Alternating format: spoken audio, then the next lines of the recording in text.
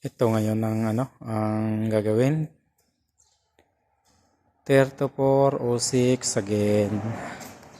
3406 na Caterpillar. So ngayon ang problema nito is nag-overheat ng dahil sa ang water pump nag-stack up. Ay, hindi siya nag-stack up. Kumbaga, yung bearing sa loob nadurog. Ngayon, umiikot pa naman siya.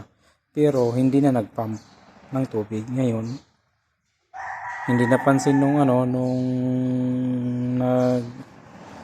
sa farm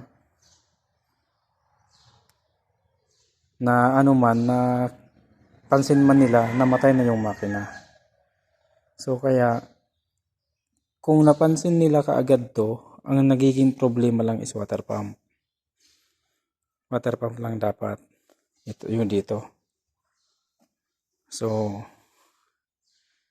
ngayon, kailangan magbaklas ng cylinder head. Babaklasin na yung cylinder head kasi titignan kung anong sitwasyon lang sa loob niya.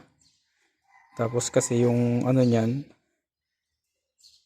yung liner, baka nagkaroon ng tama. So maliban doon, ang cylinder head gasket, sigurado na yan. Tapos itong head, di rin natin masasabi.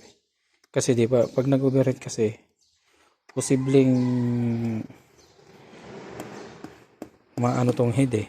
Kasi ng sobrang init niya. Kung yan, ma-deform yan. So, kaya ngayon, babaklasin ko itong head. Baklas.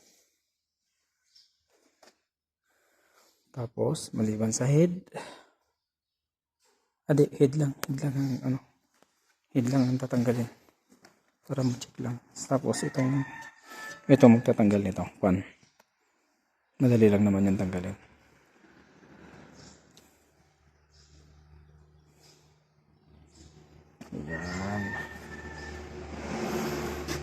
Yan ang ng cylinder nito.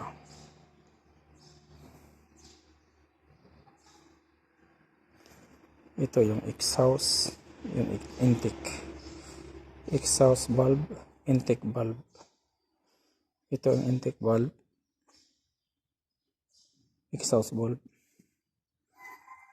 Ito yung injector niya. Dito nakalagay yung rocker arm. Yan, nakasuot yan dyan. So sige mga lods, magbabaklas muna ako. Kasi tingnan nyo, kung mapapansin nyo, ito maganda. Ito, pangit. Pangit ang nito, sunog. Ito okay siya, okay. Dalawa, isa lang yung pangit ang sunog. Number 4, piston number 4.